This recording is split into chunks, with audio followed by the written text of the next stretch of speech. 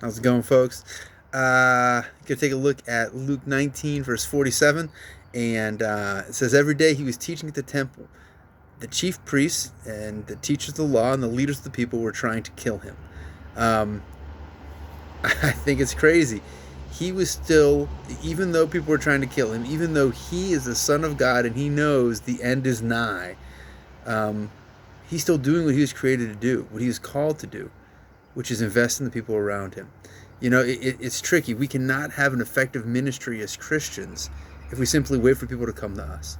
It's not biblical. It's not the example Jesus set. Um, there is some times that Jesus did preach when people surrounded him, a lot of times. But there's a lot of times where he intentionally went places saying, this is where I'm going. Think about John 4, when it's the woman at the well. Think about the man on the other side of the lake who's demon possessed. And Jesus gets there, they heal the guy, and then they're out of there.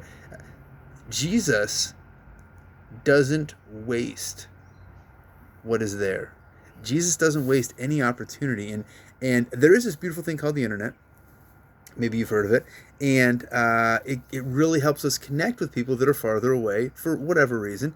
And but that doesn't negate the actual value of proximity.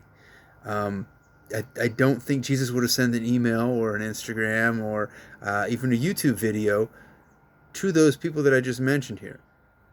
Now, we can do that, but I want you to think about the places and the people that you come in contact with. Maybe it is online, and maybe you say, God, this is where you've put me. How can I be used here? Wherever it is, whether physically or virtually, God has called us to something. God has called us not to waste the opportunities that he has given us.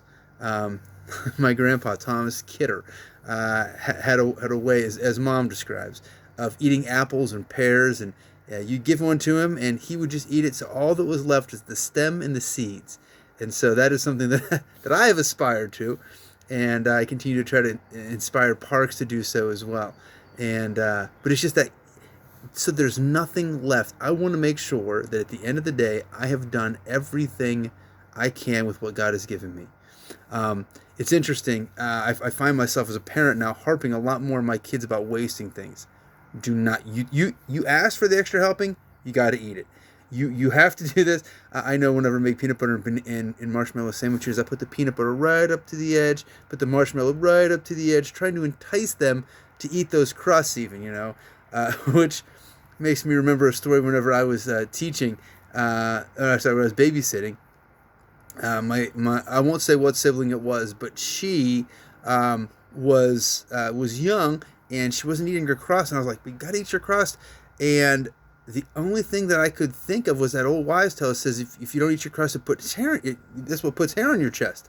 And so I told him, like, so you won't get hair on your chest if you don't eat your crust. And she looked at me and was like, okay. And so she ate her crust. Now I found out later, eating crust puts curls in girls' hair on their heads. I didn't know. I had been taught only the boy stuff. Anyway, so, but we digress. We got to eat all of it. God says, I want to use all that you have, all that I've given you in the day. So we're to think about that. How do we, if we know that God doesn't waste, how can we make sure that we're not wasting the opportunities God's given us? Whether it be the people in line, the people that we talk to on the phone, the people that we work with. And those are some situations. We talk about the cashiers that we run into, say, hey, how can I make their day better? And that's good. Even wrong numbers, sometimes there's a good illustration or story that comes with that. But I want you to think a little closer. What about the people that you live with? What about your neighbors? How are you making the most of every opportunity God has given you? Because he's given you a lot. And it's better than that pear, and it's better than that crust of homemade bread. It's better.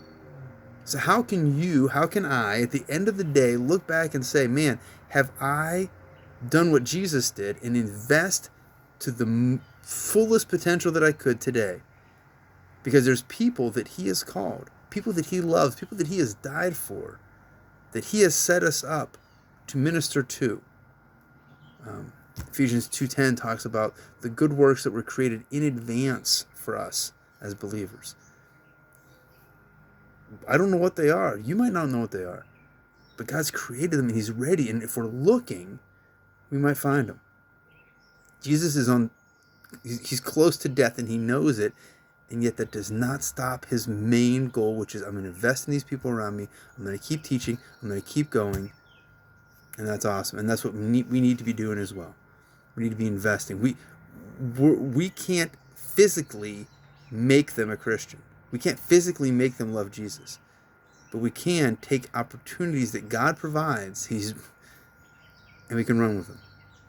That's my goal and my challenge for you today. Grab a hold of all that God has for the day. Just a thought. See ya.